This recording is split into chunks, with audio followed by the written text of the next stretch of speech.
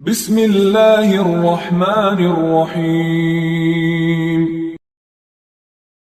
جابر بن عبداللہ رضی اللہ عنہ نے بیان کیا کہ رسول اللہ صلی اللہ علیہ وسلم نے ہر اس چیز میں شفاء کا حق دیا تھا جو ابھی تقسیم نہ ہوئی ہو، لیکن جب حدود مقرر ہو گئیں اور راستے بدل دیے گئے تو پھر حق شفاء باقی نہیں رہتا۔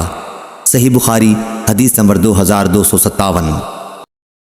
ابراہیم بن میسرہ نے خبر دی، انہیں عمرو بن شرید نے کہا کہ میں نے سعد بن ابی وقاص رضی اللہ عنہ کے پاس کھڑا تھا کہ مسعود بن مخرمہ رضی اللہ عنہ تشریف لائے اور اپنا ہاتھ میرے شانے پر رکھا۔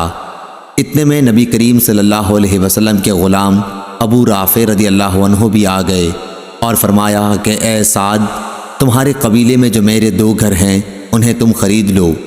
سعد رضی اللہ عنہ بولے کہ بخدا میں تو انہیں نہیں خریدوں گا۔ اس پر مسعود رضی اللہ عنہ نے فرمایا کہ نہیں جی، تمہیں خریدنا ہوگا۔ سعد رضی اللہ عنہ نے فرمایا کہ پھر میں 4000 سے زیادہ نہیں دے سکتا، اور وہ بھی قسط وار۔ ابو رافع رضی اللہ عنہ نے فرمایا کہ مجھے 500 دینار ان کے مل رہے ہیں۔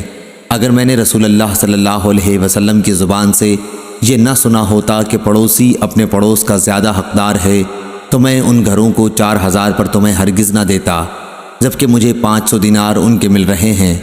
چنانچہ وہ دونوں گھر ابو رافع رضی اللہ عنہ نے سعد رضی اللہ عنہ کو دے دیے۔ صحیح بخاری حدیث نمبر 2258۔ ابو عمران نے بیان کیا، کہا کہ میں نے طلحہ بن عبداللہ سے سنا اور ان سے عائشہ رضی اللہ عنہا نے بیان کیا کہ میں نے پوچھا یا رسول اللہ صلی اللہ علیہ وسلم، میرے 2 پڑوسی ہیں، میں ان دونوں میں سے کس کے پاس ہدیہ بھیجوں؟